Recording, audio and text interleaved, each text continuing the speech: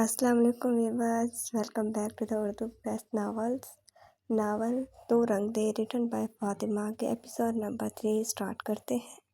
Shirazi house में आज रौनकें ही रौनकें थीं, हर तरफ खुशियों का समा था। इस कई कनाल पर मबनी महल नुमा घर को आज बेहद खूबसूरती से सजाया गया था। हर तरफ रोशनी जगमग कर रही थी। खूबसूरत और नायाब फूलों और नफीस पर्दों से सजा हुआ लॉन आज एक शानदार मंजर पेश कर रहा था।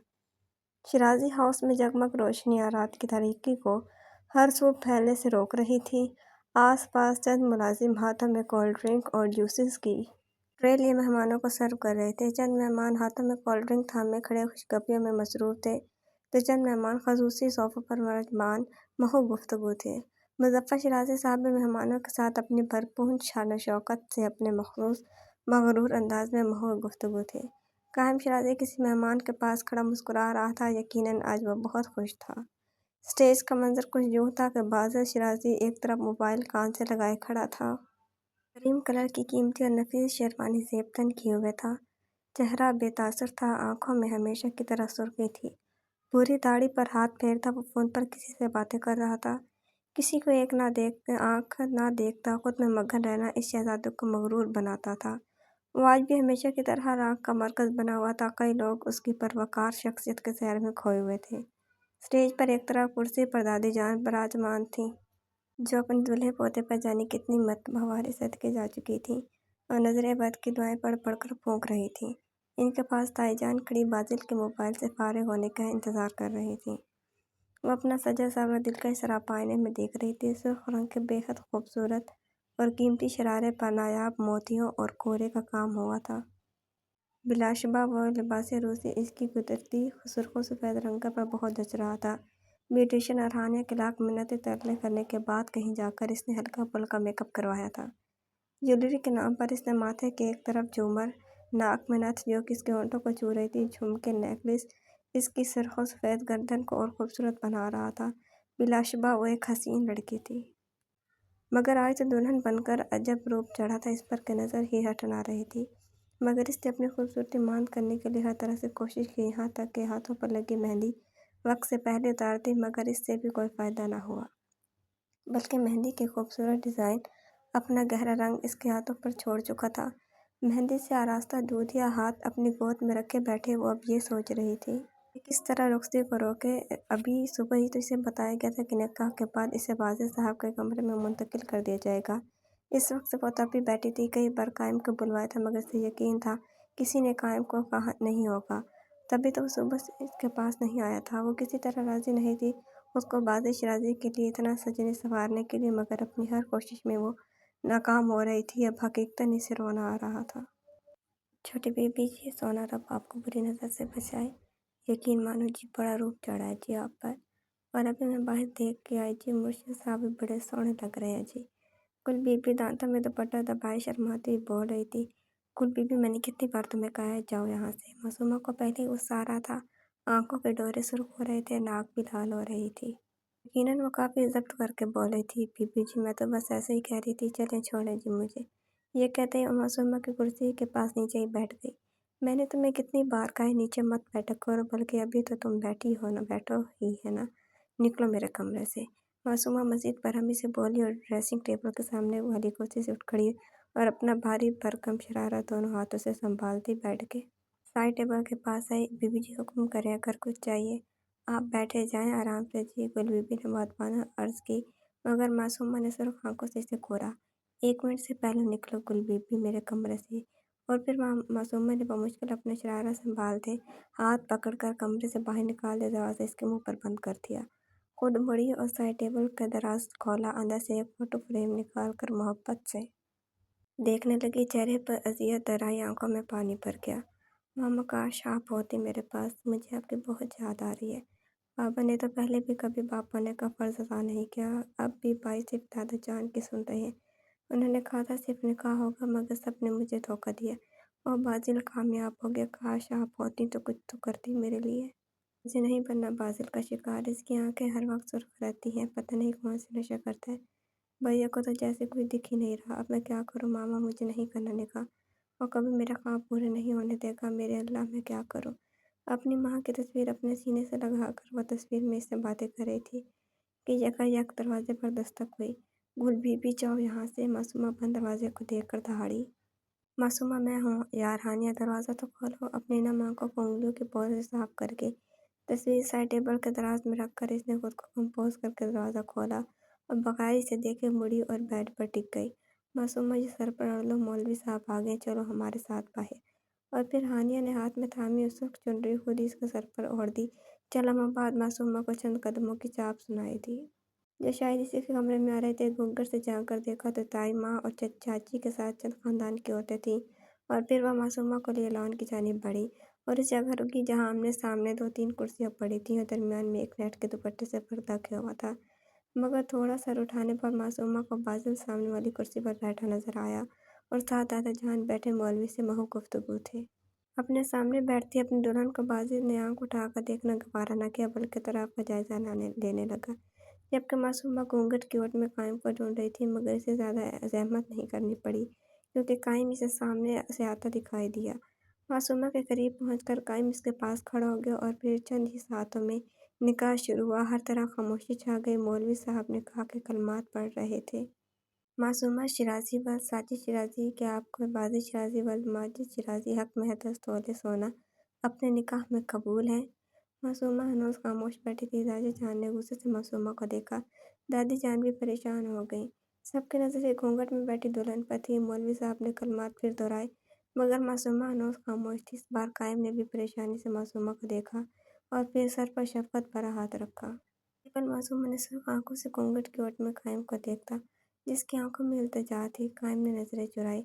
आसपास लोग चाय मुहैया करने लगे थे। अब मौलवी साहब तीसरी मरतबा मासूमा से पूछ रहे थे, जबकि इस बार फाजिल ने जाली के पर्दे से मासूमा को देखा। इसका बस नहीं चल रहा था कि मासूमा का हश्र बिगाड़ दे। अपना गुस्सा काबू करने की गरज से इसने अपनी मुठियाँ सख्ती से भींच ली।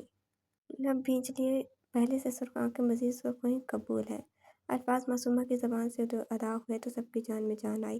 दादी जान ने बेख्तियार सर आसमान की तरफ उठाकर खुदा का शुक्र अदा किया कि इज्जत रह गई, नहीं तो अपने सर फिरी पोती से अच्छी तरह वाकिफ थी कि मासूमा से कई बैद नहीं थी कि मोहतरमा आइन मुमकिन था इनकार करती थी। अब मौलवी साहब बाजी से पूछ रहे थे। बाजिल के कबूल करने के बाद इन दोनों से निकाहनामे पर साइन करवाए गए। दुआ के बाद हर तरह मुबारकबाद का सिलसिला जारी हो गया, जबकि मासूमा की आंख से एक आंसू बहकर हथेली पर गिरा। निकाह के बाद इन दोनों को स्टेज पर लाया गया। एक दफ़ा फिर माहौल खुशगवार हो गया। हर कोई हंस मुस्कुरा रहा था, जबकि बाजिल बेमुश्किल अपना गुस्सा काबू किए मासूमा के साथ बैठा था। इतने में खाना लगने लगा। खाना खाओ, अभी वेटर इनकी टेबल पर खाना लगा कर गया था। खानों से एक ही सिमट में बैठे देखकर वह सपाट लहजे में बोला, मगर मासूमा अपनी हथेलियों को मुसलसल देख रही थी, जबकि उसने बाजिल की बात बिल्कुल नज़रअंदाज कर दी। मैंने कहा खाना खाओ। और नज़रें सामने रखता दबे दबे गुस्से में बोला, मुझे नहीं खाना। जवाबन वो भी तड़क कर बोली थी। बाजिल ने मुठियाँ भींच कर रुख मासूमा की सिमट किया। जान खाना खा लो, क्योंकि मेरे ख्याल से तुम्हें कुव्वत की ज़रूरत पड़ेगी। अपना गुस्सा दबा चुका था। अरमानी खिजी से कहता मासूमा का सुकून गरत कर चुका था। अब बासिर के चेहरे पर शातिराना मुस्कुराहट थी, जबकि मासूमा आंखें फाड़े इसकी बात समझने की कोशिश कर रही थी। लेकिन जब इसकी बेबाक निगाहें वो मासूमा के सरापे पर गाड़े हुए था, समझी तो अब इसके चेहरे पर एक के बाद एक रंग आ रहा था। तुम इतनी घटिया हो सकती हो, मुझे आज मालूम हुआ है। इसका चेहरा सुर्ख हो चुका था, आंखों के डोरे भी सुर्ख थे। अल्फाज बमुश्किल अदा कर पाई थी, जबकि वो इतनी दिलकश लग रही थी कि आज किसी भी पत्थर को अपने सामने ढेर कर सकती थी। मगर बासिल ने बहुत आसानी से महफूज होते हुए इसके सरापे से नजरें हटा लीं और आराम से खाना खाने लगा। अभी बहुत कुछ मालूम होगा तुम्हें। इतनी जल्दी भी क्या है, अभी पूरी रात बाकी है। मजीद कमरे में जाकर बात करते हैं डार्लिंग।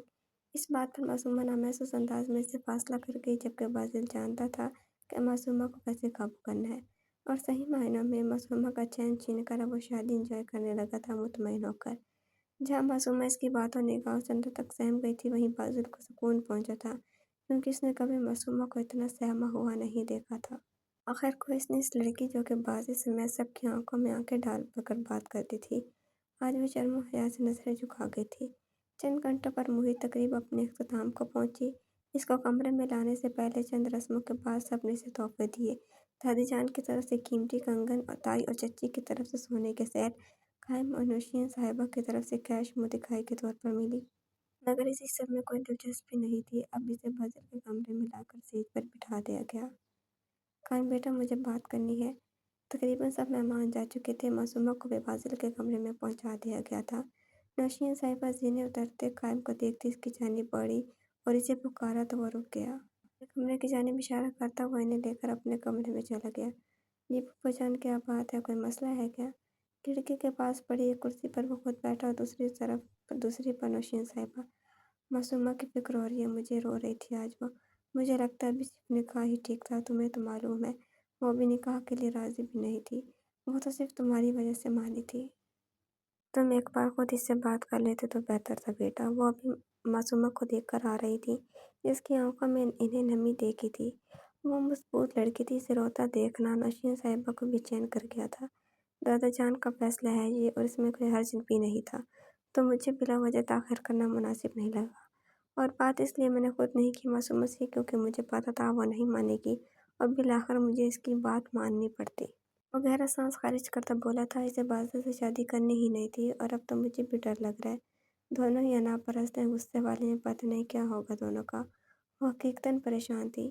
مجھے اپنی بہن کا پتہ ہے، وہ عام لڑکیوں کی طرح ضدی بالکل نہیں ہے، ہینڈل کر لے گی سب، آپ فکر نہیں کریں، وہ خود کے ساتھ کبھی زیادتی نہیں ہونے دے گی۔ تک بازل کے ساتھ اس کی شادی کی بات ہے تو میرے خیال سے معصومہ کے لیے بازل بہترین ہے۔ قائم نے مطمئن کر کے آرام کرنے کو بھیج دیا۔ اللہ بہتر کرے گا انشاءاللہ، قائم نے دل میں کہا تھا اور خود بھی فریش ہونے چلا گیا۔ وہ جب اپنے کمرے کی جانب بڑھا تو اس وقت تقریباً سب مہمان جا چکے تھے، جبکہ شیرازی ہاؤس میں کافی کمروں کی لائٹس آف ہو چکی تھیں۔ ہاتھ بڑھا کر دروازہ کھولا تو اس کی توقع کے مطابق اس کی نئی نویل دلہن اس کے جذبات پر پانی پھیر کر سو چکی تھی۔ ٹھنڈی آگ بھرتا ہوا کمرے میں داخل ہوا اور دروازہ لاک کیا۔ نائٹ کلب میں اپنے بیڈ پر مزے سے سوئی معصومہ کو دیکھ اس کے چہرے پر سخت تاثرات نمودار ہوئے۔ سپاٹ چہرہ لیے اپنی مخصوص چال چلتا وہ سامنے صوفے پر جا بیٹھا۔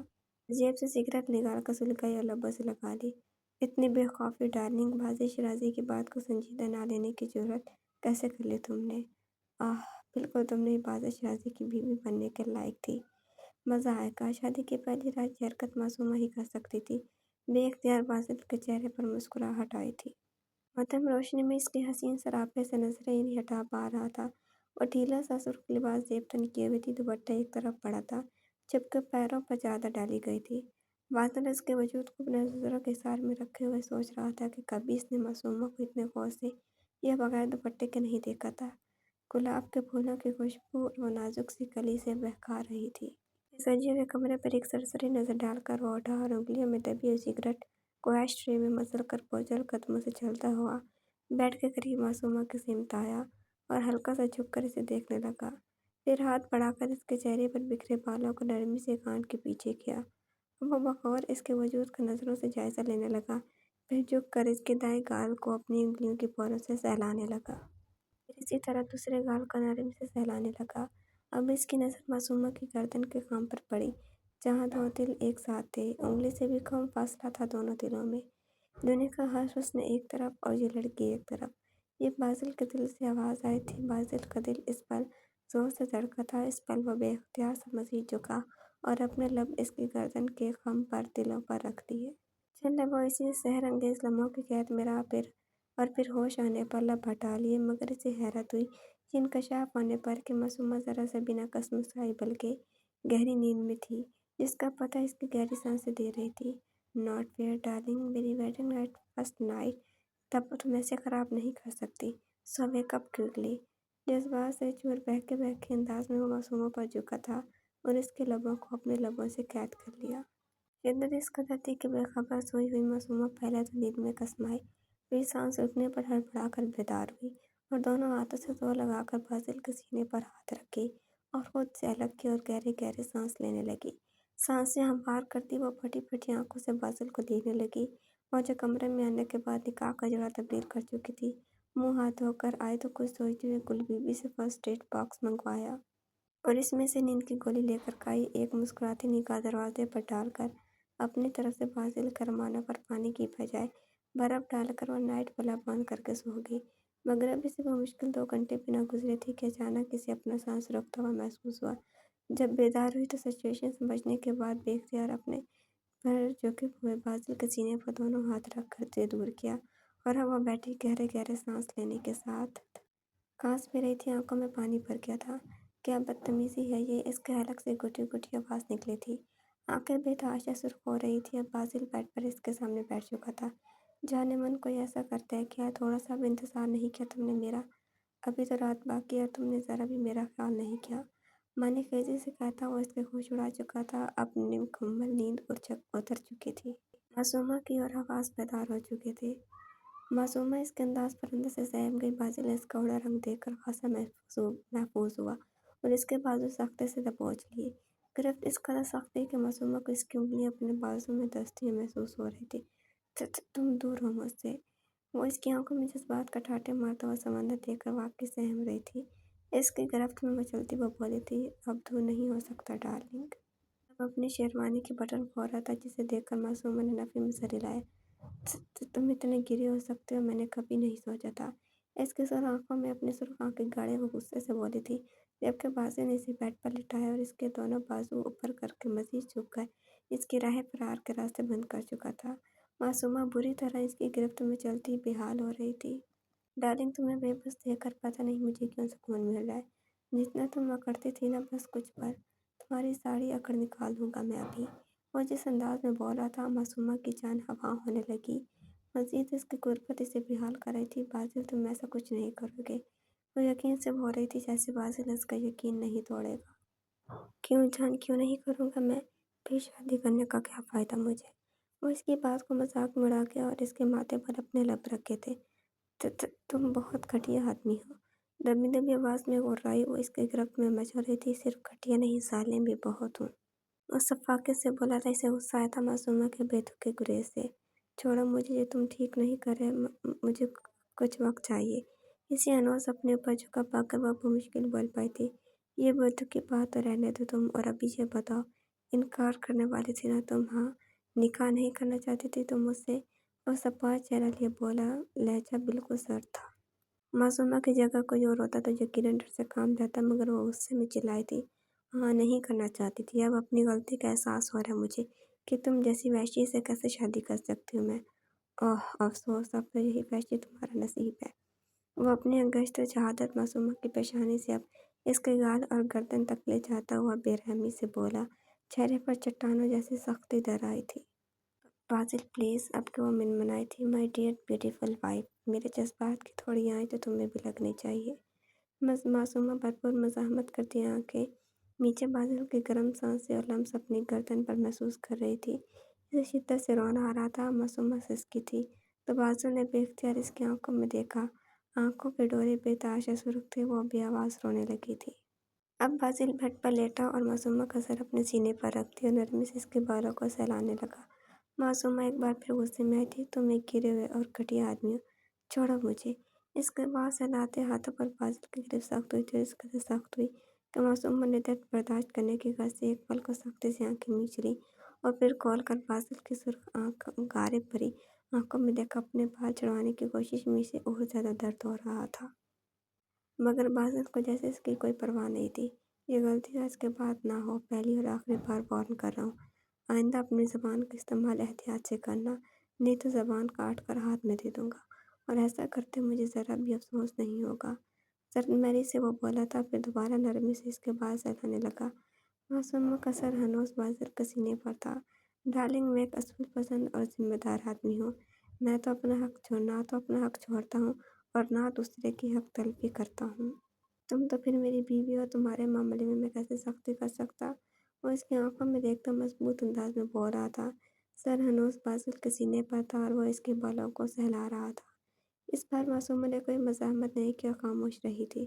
چند لمحے خاموشی سے گزرے تھے، جب موبائل کی رنگ ٹون نے ان دونوں کو اپنی طرف متوجہ کیا۔ باسل کا سخت مزہ ہوا تھا۔ آرام سے معصومہ کا غصے دور کرتا وہ بیڈ سے اترا اور ٹیبل پر پڑا موبائل اٹھا کر کان سے لگا لیا، اور فون سنتے اس نے رخ موڑ لیا۔ داڑھی پر ہاتھ پھیرتا بیڈ پر بیٹھی معصومہ کو دیکھنے لگا، جو اب چادر اپنے گرد لپیٹے سرخ آنکھوں سے اسے ہی گھور رہی تھی، بلکہ اور ہونٹ لرز رہے تھے۔ اپنی قیمتی رائے کا اظہار ضرور کریں۔ تو ویورز، کیسے لگے آپ کا ایپیسوڈ کمنٹ باکس میں ضرور بتائیے گا، اور چینل کو لائک سبسکرائب کرنا نہ بھولیں۔ انشاءاللہ جلدی ملاقات ہوگی نئے ایپیسوڈ کے ساتھ۔ اپنا خیال رکھیے گا۔ اللہ حافظ۔